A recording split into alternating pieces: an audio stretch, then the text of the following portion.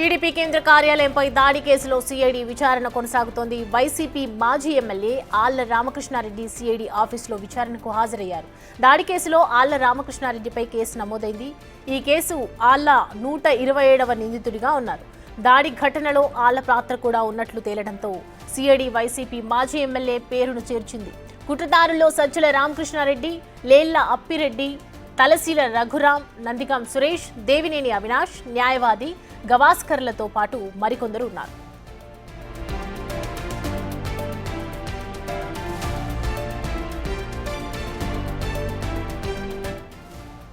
ఈ అంశానికి సంబంధించి పూర్తి డీటెయిల్స్ అందించడానికి మా ప్రతినిధి సాయి శంకర్ అందుబాటులో ఉన్నారు. సాయి శంకర్, ప్రజెంట్ సిఐడి విచారణ కొనసాగుతోంది. విచారణ ఎంతసేపు జరిగే అవకాశం లేదు? విచారణలో ఏ అంశాలు తెరపైకి తీసుకొస్తున్నారు?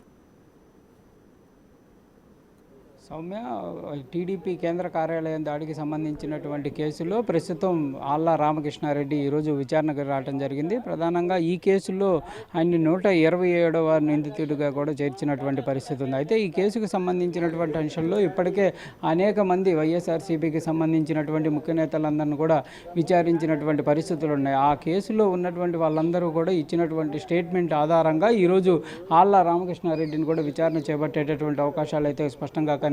ప్రధానంగా ఆ రోజు దాడికి సంబంధించినటువంటి అంశంలో జరుగుతున్నటువంటి సమయంలో ఆళ్ల రామకృష్ణారెడ్డి పాత్ర ఏంటి, ఆ రోజు అక్కడ దాడి జరిగినటువంటి సమయంలో ఆళ్ల రామకృష్ణారెడ్డి ఎక్కడ ఉన్నారు, ఆయనకి సమాచారం ఉందా, దాడికి సంబంధించినటువంటి ఇన్ఫర్మేషన్ ముందుగానే ఆయనకి తెలుసా, లేకపోతే జరిగేటటువంటి సమయంలో ఆయన ఎవరినైనా కోఆర్డినేషన్ చేసినటువంటి పరిస్థితులు ఉన్నాయా, ఇలాంటి అంశాలకు సంబంధించిన దానిపైన అయితే విచారణ జరిగేటటువంటి అవకాశం ఉంది. దాంతోపాటు మంగళగిరి, గుంటూరుకి సంబంధించినటువంటి ప్రజాప్రతినిధులందరినీ కూడా ఆ కేసుకు సంబంధించి, అంటే ఆ రోజు దాడికి సంబంధించినటువంటి అంశంలో కార్యకర్తల్ని మొబిలైజ్ చేయాలనే విధంగా కూడా కొంత ఇన్ఫర్మేషన్లు వాళ్ళకి పాస్అవుట్ చేసినటువంటి పరిస్థితి ఉందనే విధంగా కూడా ఉన్నటువంటి నేపథ్యంలో వాటికి సంబంధించి ఆళ్ల రామకృష్ణారెడ్డికి ఎలాంటి సమాచారం ఇవ్వటం జరిగింది, ముందుగానే ఆయనకి దాడికి సంబంధించినటువంటి అంశంలో ఇన్ఫర్మేషన్ ఇవ్వటం జరిగిందా, ఎవరి ద్వారా ఇన్ఫర్మేషన్ వచ్చినటువంటి అవకాశం ఉంది, ఒకవేళ కనుక ఇన్ఫర్మేషన్ వస్తే ఇలాంటి అంశాలకు సంబంధించిన దానిపైన అయితే ప్రస్తుతం విచారణ అయితే కొనసాగుతున్నటువంటి పరిస్థితులు ఉన్నాయి. మరికొంతసేపు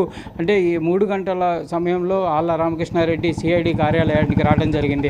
1 అవర్ పైన కూడా దీనికి సంబంధించి విచారణ జరిగేటటువంటి అవకాశాలు ఉన్నట్లు కూడా చెప్తున్నారు. అయితే ప్రస్తుతం 4:30 అవుతుంది. 5 గంటల సమయం వరకు ఈ విచారణ సాగేటటువంటి అవకాశాలు ఉన్నట్లయితే తెలుస్తుంది. పూర్తి స్థాయిలో అంటే ఆళ్ల రామకృష్ణారెడ్డి దగ్గర ఉన్నటువంటి ఇన్ఫర్మేషన్ అంతా కూడా తీసుకోవడంతో పాటు సిఐడి వాళ్ళ దగ్గర ఉన్నటువంటి ఇన్ఫర్మేషన్ కూడా ఆయన ముందుంచి మరికొన్ని ప్రశ్నలు అయితే అడిగేటటువంటి అవకాశాలు ఉంటాయి. అయితే ఎక్కువసేపు అయితే విచారణ కొనసాగేటటువంటి అవకాశాలు అయితే లేవు, కానీ కంపల్సరీగా విచారణ అయితే అనేక పాయింట్ల మీద అయితే జరిగేటటువంటి అవకాశాలు అయితే కనిపిస్తున్నాయి. సౌమ్య, అయితే సాయి శంకర్, ఏదైతే ఇప్పుడు ఈ కుట్రదారుల్లో మనం చూస్తున్నామో ఇటు ఆళ్ల రామకృష్ణారెడ్డితో పాటు మిగతా వాళ్ళందరూ కూడా ఉన్నారు. సో దీని విషయంలో ఈ విచారణ అనంతరం మరి సిఐడి ఏ విధంగా ముందుకెళ్లే అవకాశాలు కనిపిస్తున్నాయి?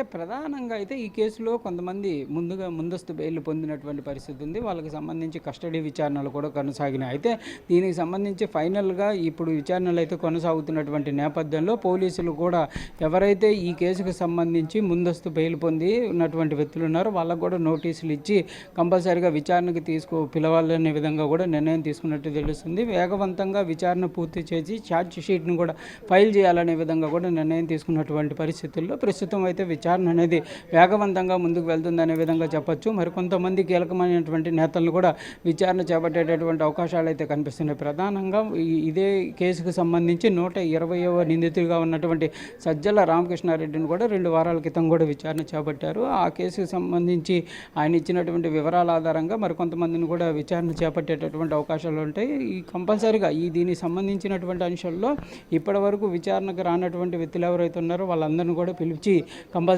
వాళ్ళకు నోటీసులు ఇచ్చి వాళ్ళని కూడా విచారణకు పిలిచేటటువంటి అవకాశాలు ఉన్నాయి. వీలైనంత త్వరగానే ఈ కేసుకు సంబంధించినటువంటి అంశంలో విచారణ పూర్తి చేయాలనే విధంగా కూడా సిఐడి అయితే ముందుకు వెళ్తున్నటువంటి పరిస్థితులు అయితే స్పష్టంగా కనిపిస్తున్నటువంటి పరిస్థితి ఉంది. ఇందులో భాగంగానే ఆళ్ల రామకృష్ణారెడ్డికి కూడా కేసు నమోదు చేసినటువంటి వెంటనే నోటీసులు ఇవ్వడం జరిగింది. విచారణకు కూడా వెంటనే పిలిపించినటువంటి పరిస్థితులు ఉన్నాయి. వేగవంతంగానే విచారణ అయితే కొనసాగుతున్నటువంటి పరిస్థితులు కనిపిస్తున్నాయి.